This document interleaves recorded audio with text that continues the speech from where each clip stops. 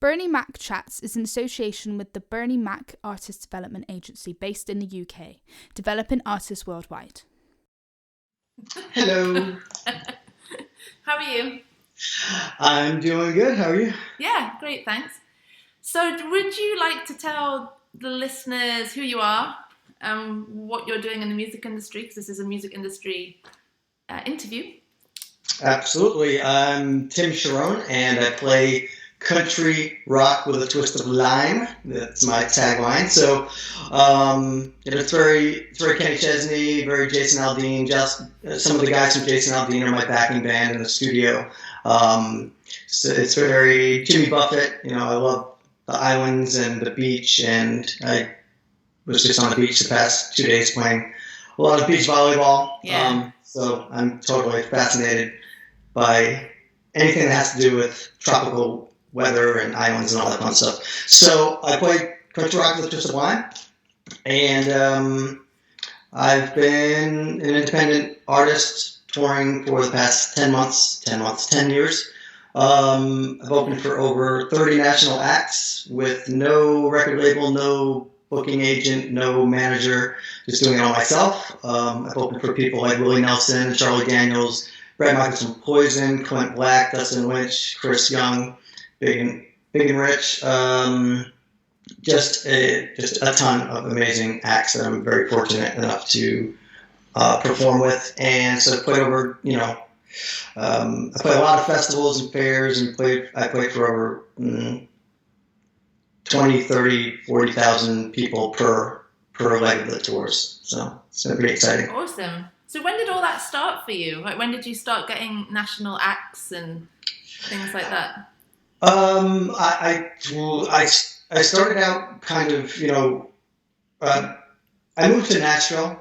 From Miami, and I was doing music part-time in Miami. And then 2008 and 2009 came. I was in real estate.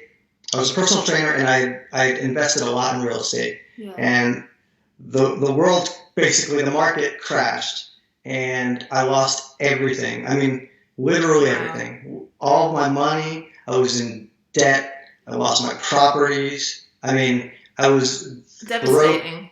And it devastated. I felt like my life was over. So of course I do what anybody would do.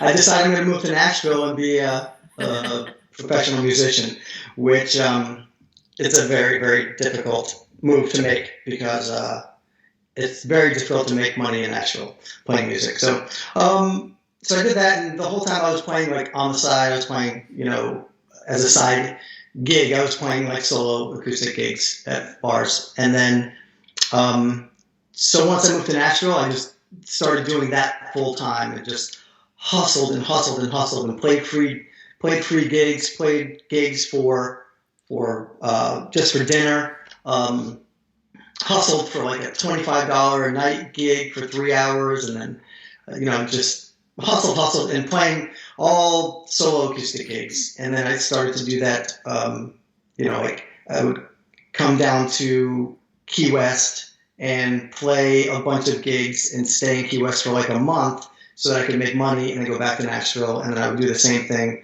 in New England, where I'm originally from. So that's how I started doing all the solo stuff, building up my career, making money, making my living sitting on a bar stool, playing at bars and restaurants. And then I got an opportunity to do it at a little tiny stage, like the side stage at this big amphitheater.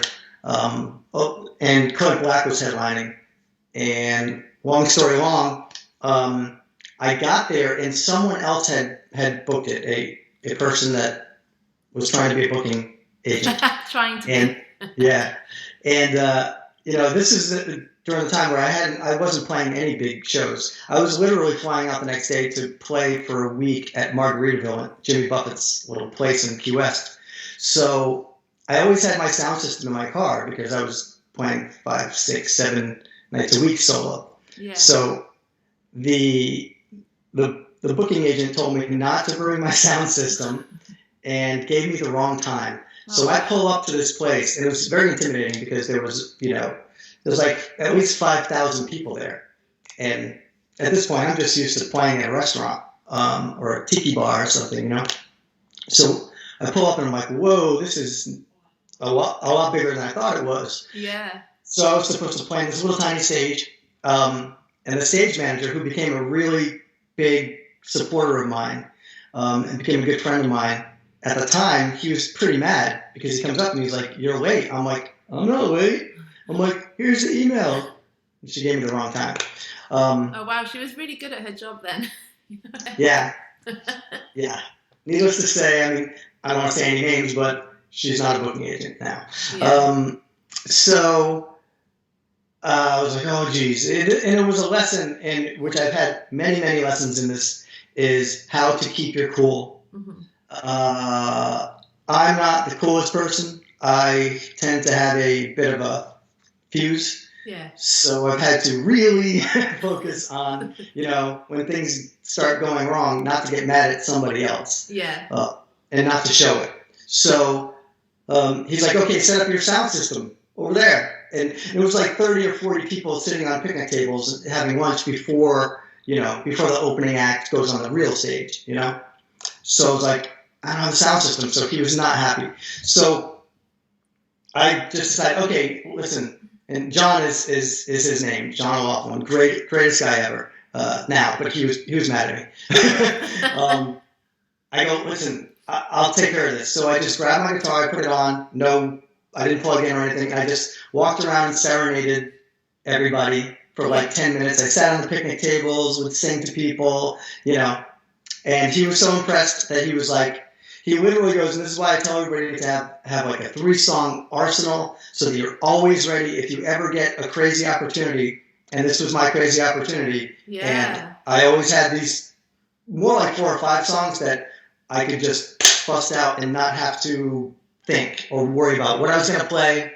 I didn't have to like pick a set list, but anyway, so I do this for about 10 minutes where I'm serenading everybody on the picnic tables, and John's like, come here. And I'm like, oh, geez, I'm in trouble again, you know? He points to the building, and he goes, do you want to open for Clint Black? And I said, yes, I do, John. I want to open for Clint Black. And he literally says, okay, you have 3 minutes, run up those stairs and sound check. Yeah. And then you have a 15-minute set. Yeah. Wow. Wow. And I can still remember like every detail.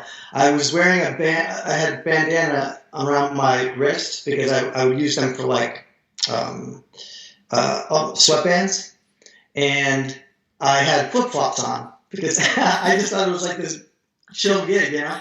So I literally run up the backstage steps with my guitar, my flip-flops on, and I sound check in front of like 2,000 people, which that was the biggest crowd I've ever been in front of. Yeah. And then just me and my guitar for 15 minutes, and you know, but it was easy because I had played those songs a billion times, and then I could interact with the crowd and get them singing along and just do my thing. And I always, when I was doing all these small gigs, I always visualize being on a big stage and interacting with an audience. I literally will sit on a bar stool, or used to do this all the time, and I'm playing to 20 or 30 people at a bar, but in my mind, I'm actually visualizing what it's like to play a big show. So, big shows, yeah. So they never make me nervous. The funny part about it was with the bandana. I was playing, and I have it on video from whatever it was, 9 years ago or something, and my bandana started to unravel. It just came out, and I'm playing, and it's like hanging into my guitar strings. Of all the times. So, it was challenging. It was challenging, but you were ready fun for it. And what's cool about that story is that for new artists that are watching, it goes to show that when you just never know when that opportunity is going to come. Like you were saying, you've got to have your set ready, you've got to be prepared, and then if you hadn't been prepared, you would have missed out on that opportunity. So I mean, did that lead anywhere? That led everywhere, literally.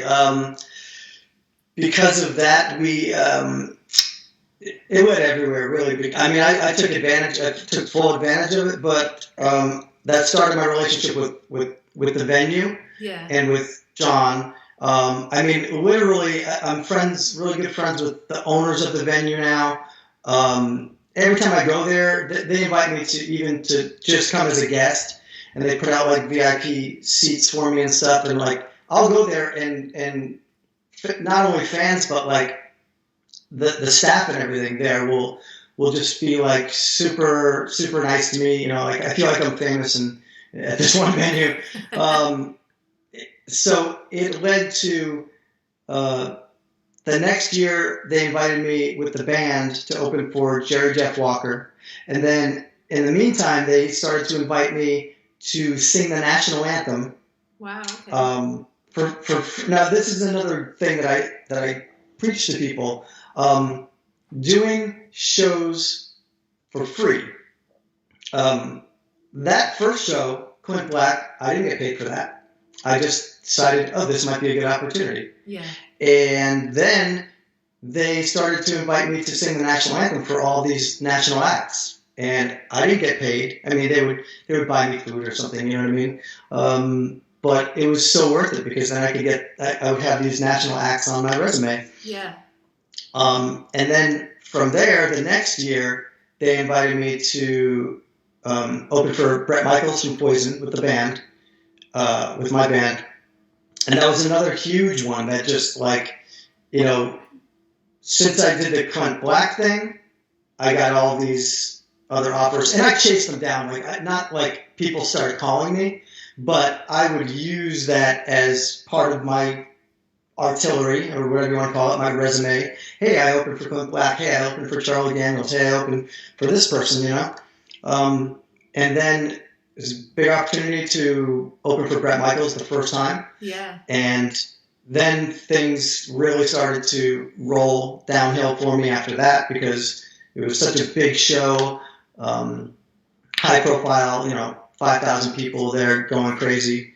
And then, you know, from there, we opened for Willie Nelson, Charlie Daniels, Chris Young there, Big and Rich, which was an amazing show. We just opened for Charlie Daniels again this summer at the same venue. What was it like going from kind of 40 people in a garden show with the flip-flops to being in front of 2,000 and then 5,000, and I assume you've played more than that since then. Yeah. What's your biggest?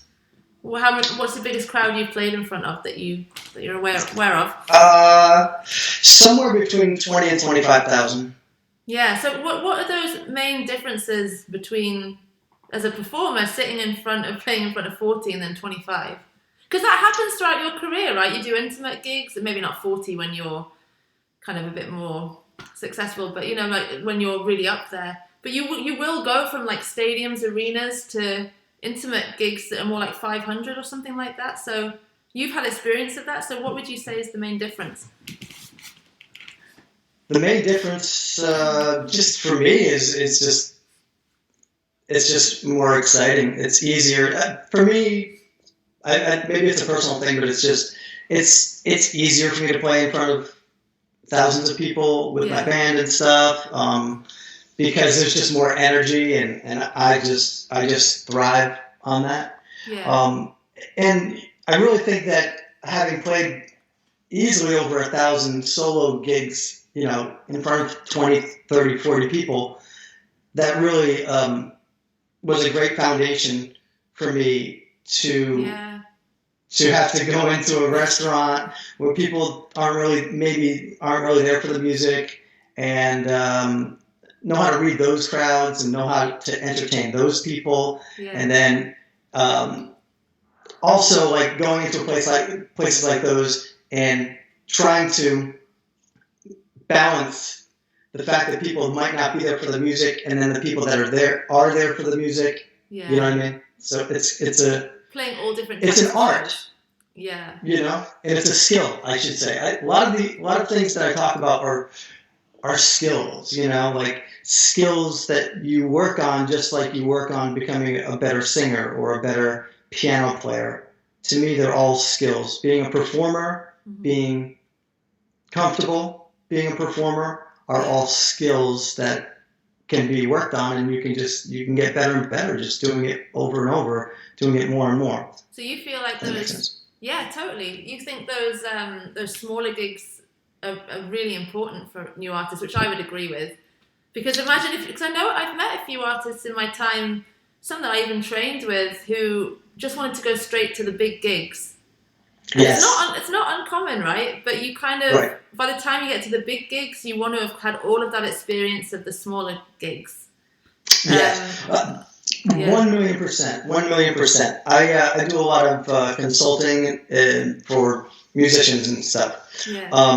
And I have a family that the son is a musician, and he's younger. And we had this conversation. I always draw back to this conversation. So, I was advising them, like, this is what I did, and this is what I think that y'all should do. I mean, I think the son is like 17 or 18 now. And I said, you guys should have him playing everywhere he possibly can, like Taylor Swift did, and different artists.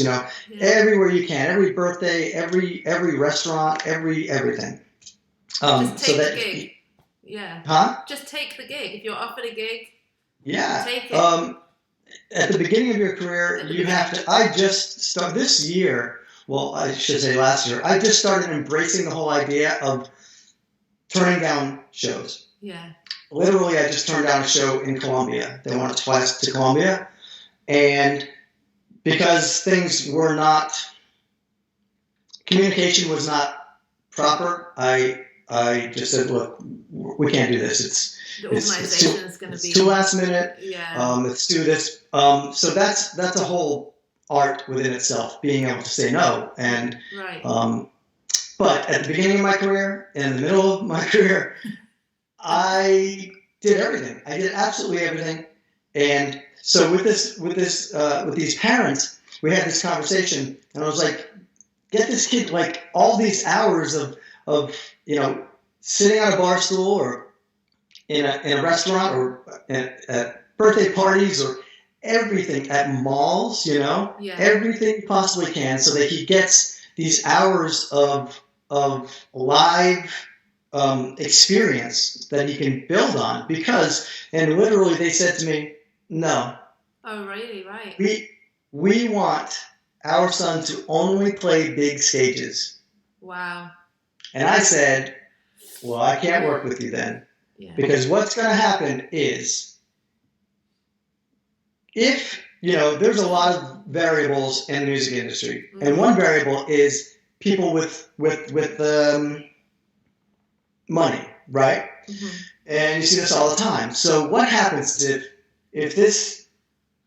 a kid, a young person, young meaning inexperienced on stage, right? What happens if this person either gets a miraculous opportunity for some reason, or they pay for an opportunity, right? Yeah. And this kid who's never played for more than a couple hundred people goes out mm-hmm. and is opening for Lady Gaga or something in front of 30,000 people, 50,000 people. What happens if something goes wrong? What happens if the kid freezes up? Yeah. Well, and I say kid, I mean just young, inexperienced. Yeah. Doesn't have that. Literally, I've played over 1,000 solo acoustic gigs. But if you don't have that experience, and if you can't handle the stage and what's going to happen when you go out there, the stage fright is real, and you don't know that until you're out there. I know as a performer. Right.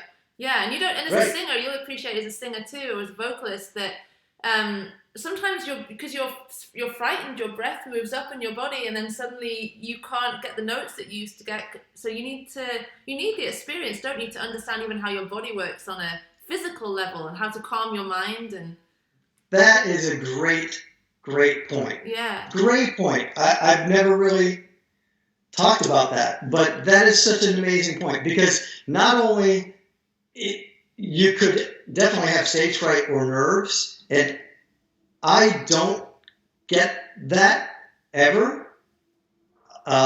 Fortunate in that way, but I always get this adrenaline, and you can't. It's very hard to control it. So yeah, I do a lot of breathing. I had this conversation on another podcast where, like backstage, when I'm backstage at a big show, there's no party.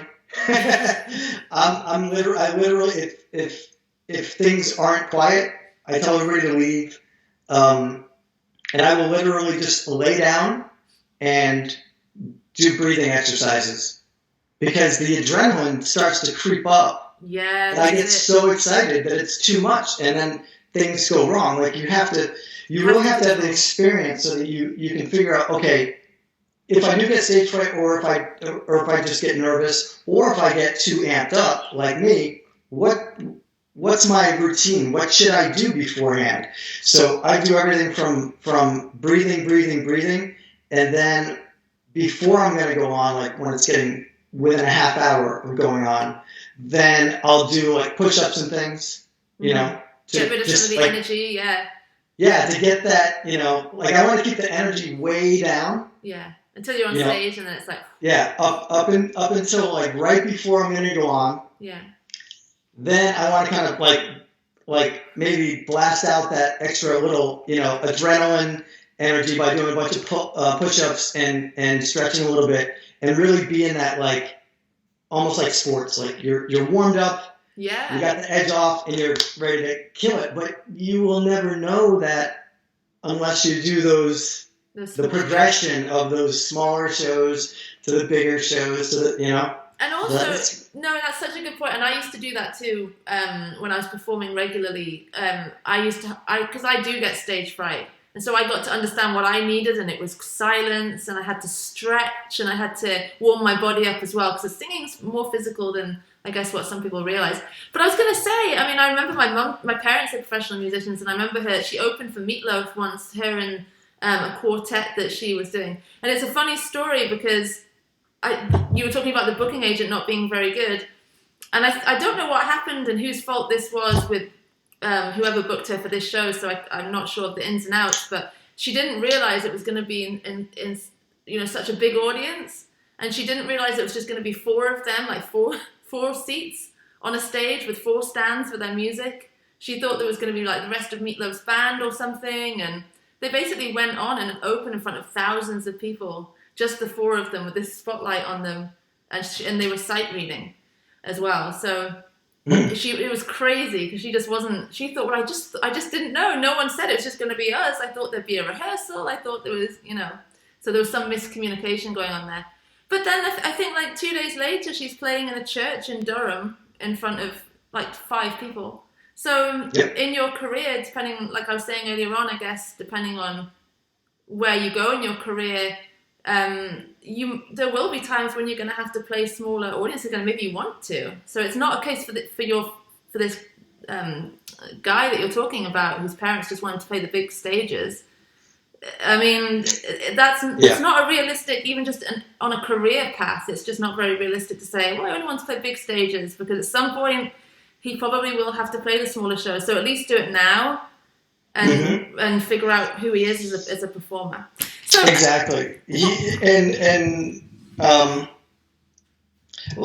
What I was going to say is, well, I guess I did say it, but God forbid something goes wrong and that person gets big stage and then it comes across badly. Yeah. It's very easy to fail, especially when you yourself don't have that inside of you, that you have that experience and confidence to go and command a stage with thousands of people in front of it. So if that goes wrong, the crowd is going to sense it, and much worse, the crowd's going to sense it. I've been to many shows where the opening act was awful and dreadful and boring. Yeah. And the crowd knows it. And that's one thing. But then it's over in an hour. But that person, especially if they're young in their career, they're going to be shattered. Yeah, right. You're never going to forget that. Like, oh, I had this big opportunity, and they're going to think I blew it. Which they probably did. Number one, I also don't believe in, you only get one shot. That's not true, because you're in my experience, you're constantly getting that next shot, and you have to prove yourself. So Yeah. I think you've always got to be ready. You don't just get one big shot and then all of a sudden you're Yeah. U2 or you're the Beatles. Like you get many shots, and you have to capitalize on them consistently. Yeah, it is about consistency. I agree with you. What's your favorite show that you've played? Like what have you got one that stands out as being ultra amazing? Or I had one that I really loved. Was we opened for Big and Rich, and for some reason, I had all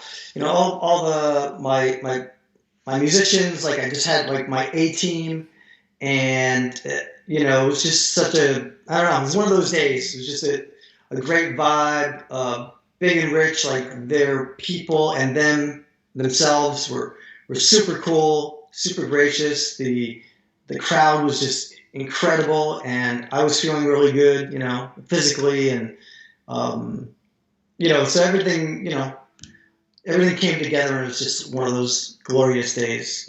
We just did one where we traveled up to open for the band Parmalee. Yeah. And that was another one that was like, it's just like, just had this great vibe, this great energy, and I love it. I love it when I feel free on stage. It's the best feeling. Yeah.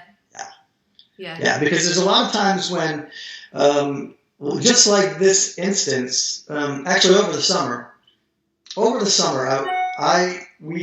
opened for like 6 national acts, and not one of those concerts didn't have unbelievably distressing logistical issues. Yeah. Here's a great thing. I'm sorry if I'm rambling about this, but this stuff it's so interesting to me. So we'll go back to the younger kid, right? Yeah. The younger person, the younger in experience that only wants to play big stages.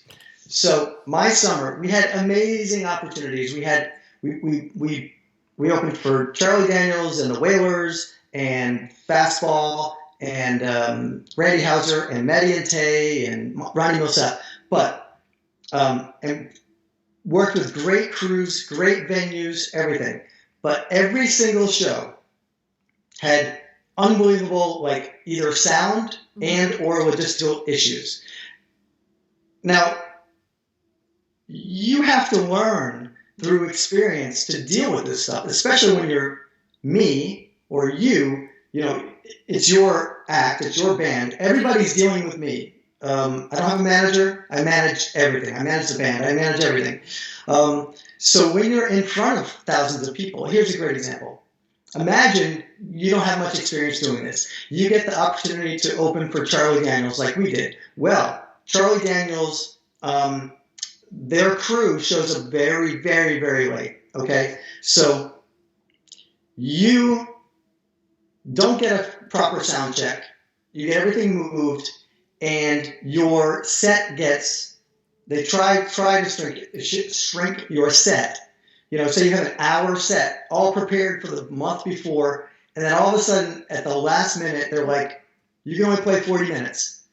Okay, what are you going to do in your mind when you barely have time to even tell your band members, let alone pick which songs you're going to omit? Yeah.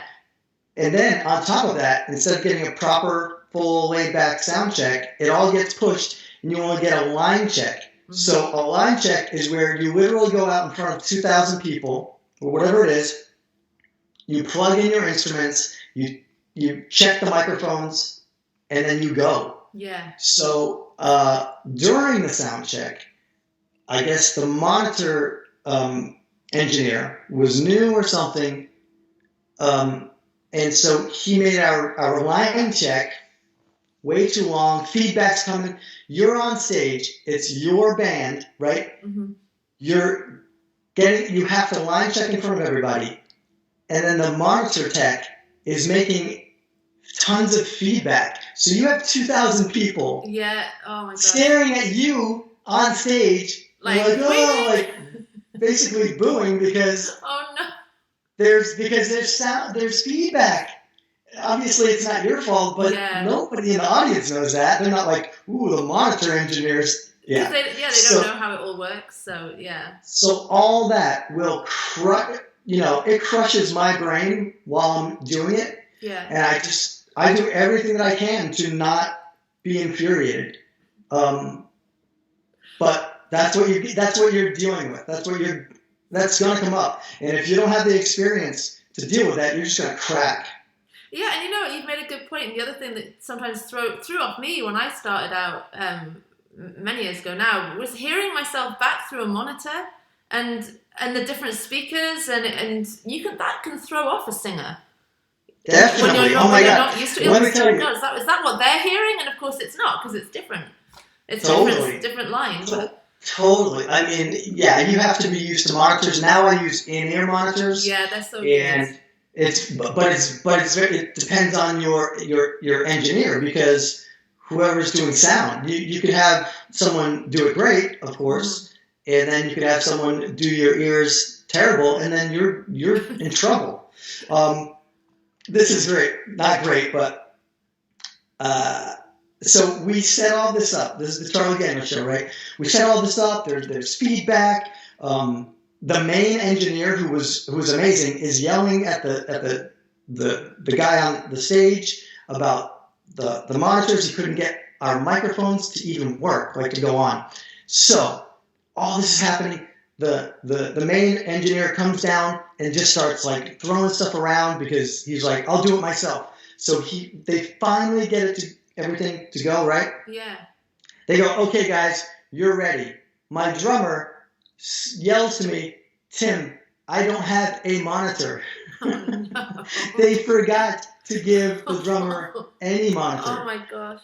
So I literally had to yell to my guitar player and his tech and say, very, very strongly, because I was under a lot of pressure, I said, will you please just give him your monitor? And so the guitar player played the whole set with no monitor and just moved it over to the drummer. Yeah.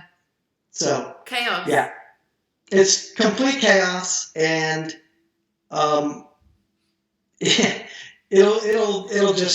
kill you if you're not ready for it. Get the experience. Because then your monitors are if your monitors are bad, it doesn't matter if you're talented or not. You're dead in the water in front of everybody. So when these things all go wrong, and something like this happened in every one of our big shows over the summer, and for me, it's always a great opportunity to practice the skill of working with the venues. Yeah. I mean, the venues. Everybody wants everything to go well, and at the end of the day, I mean, so I just don't get mad at the venues. I just keep it to myself. When mistakes are being made, I make mistakes, we make mistakes, and then I always use it as a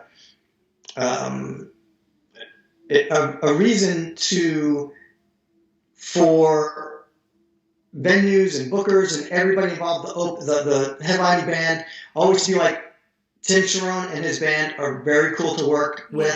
Yeah. They deal with when it's somebody else's fault. They deal with it, and they're like, okay, we'll figure it out. We'll take care of it. So I always want to be, the guy that is as professional as I possibly can, and will do anything to help everybody else. Yeah, because reputation is important in the industry. So, Yeah. I mean, I'm sure you'll vouch for this. You do a great show. The first show you were talking about, and then someone thought you were great and professional, even in your flip-flops, and then you went off to all of these different shows. And it could go both ways. A good reputation can kind of make you, or would you say break you as well? In some ways, if someone turns up and maybe not break you, but if someone turns up and they're kind of a bit of a diva and they don't know what's going on, and I don't know. Totally. Yeah. Absolutely. Oh yeah. Because I've created relationships with a lot of these venues and some of the national acts. Everybody talks about the people that are difficult to work with. Yeah. one really wants that.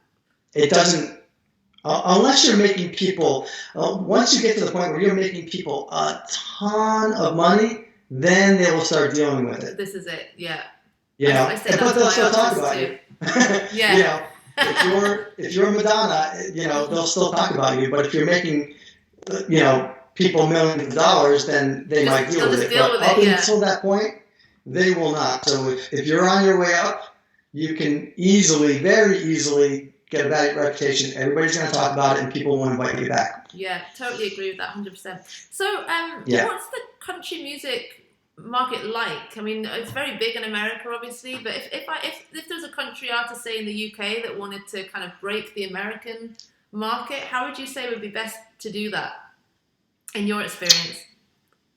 In my experience, it would be to perform live as much as you possibly can. Go to Nashville, perform in Nashville, or just, do you feel like, sorry to interrupt, just to go to Nashville and perform and do some writing sessions, or is that the best way, or?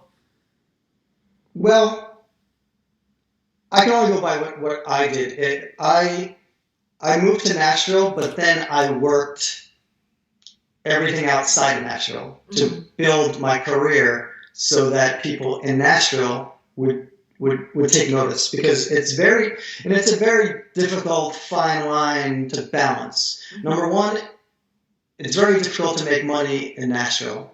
So a lot of people will move to Nashville, realize it's hard to make money, and they will, you know, they'll play on Broadway or downtown and cover acts, or, you know, some people, you know, throwing in originals as well.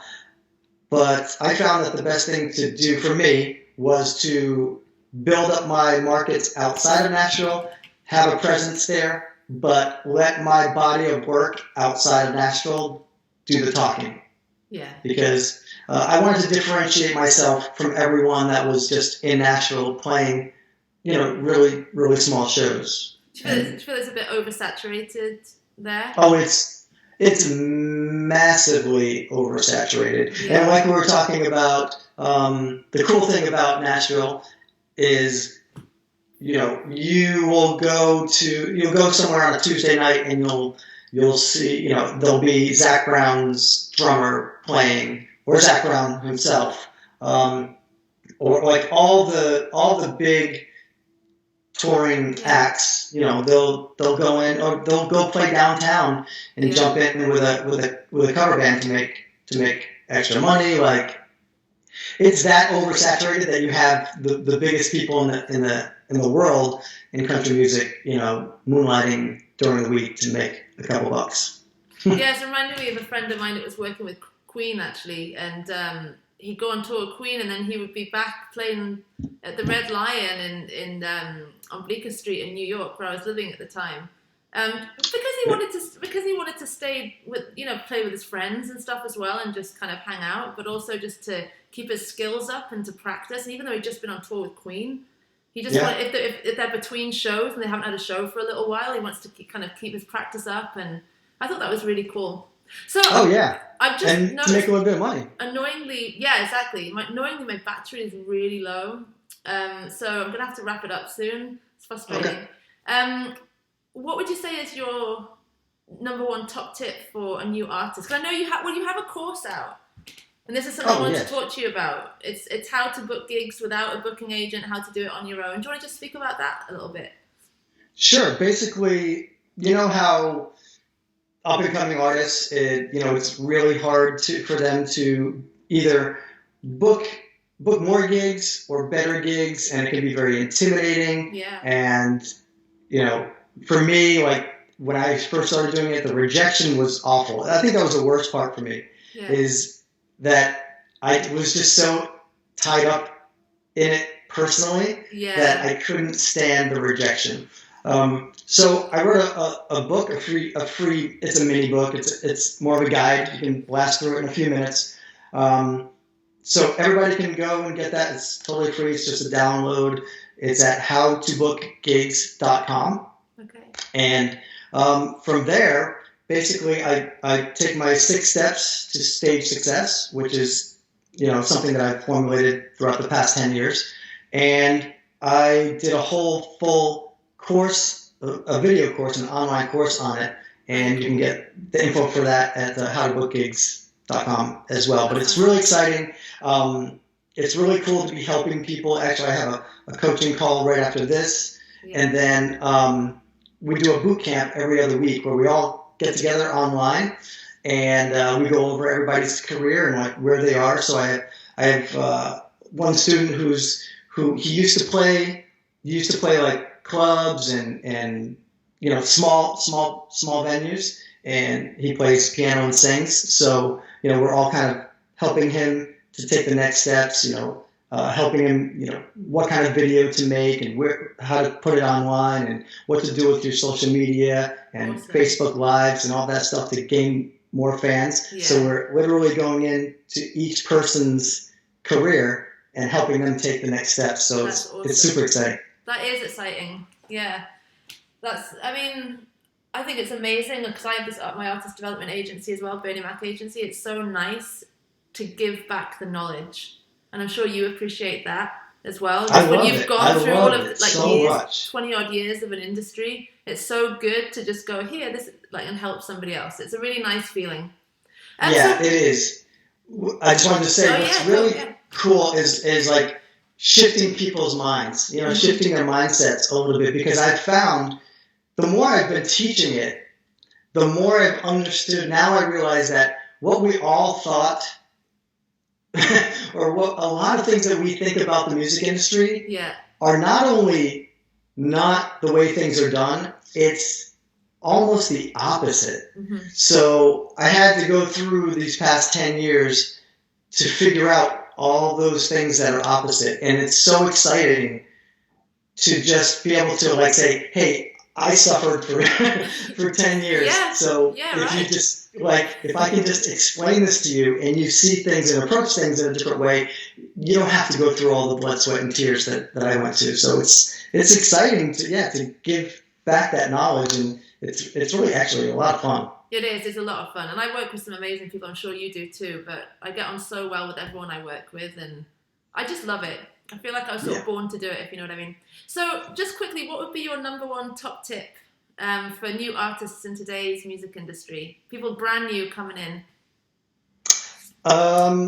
Perform. Get out there.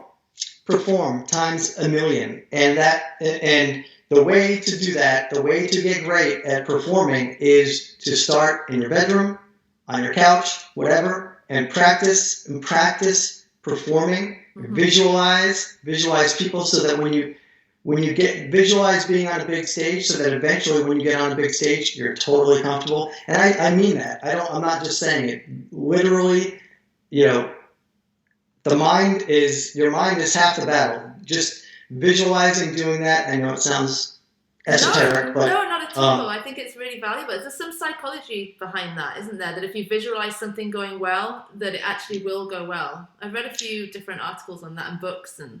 1,000,000%. I've read a bunch of articles and books about, especially in sports. So, look, everybody listening or watching, look into, the sports psychology of visualization, and it'll blow your mind.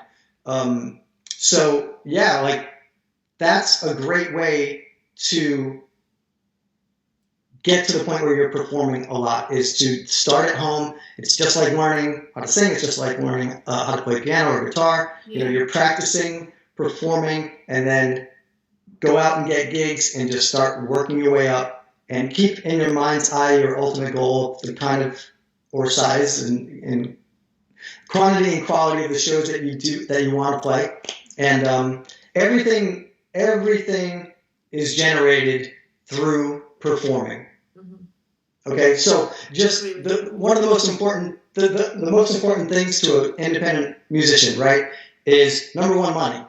And that's how you make the most money out of anything. If you think you're going to make money streaming, let me know how that goes. If you think you're going to make enough money to live on selling your music, your recordings, let me know how that goes. But if you go out and perform, you're going to make money. You're going to be able to sell merch. You're going to be able to do all these income streams, BMI Live, ASCAP, on stage, wherever it happens to be in your country. Yeah. But then, just as important, you're going to do the second most important thing, or probably the most important thing that any independent or up-and-coming musician wants to do, is you're going to gain fans. And you're going to gain real fans in person. Yeah. And not fake accounts. What's that? Not fake accounts online. Like real people who really like what you're doing. Be able to have real interactions with, that you can have real relationships with. This way, you can explode your online fans and your online presence. But it all comes from performing live. And think of all the footage that you can put on Instagram as well. Just as a side note, you know. And you can go live. I know you when you do shows, you go live a lot. You do watch parties, I notice, and that's really effective from a social media standpoint. But anyway, we have to wrap this up. But I hope to see you in the UK, and thank you so much for speaking with us. Well, thank you so much for having me. I appreciate it. Speak to you later. Bye. Okay, bye.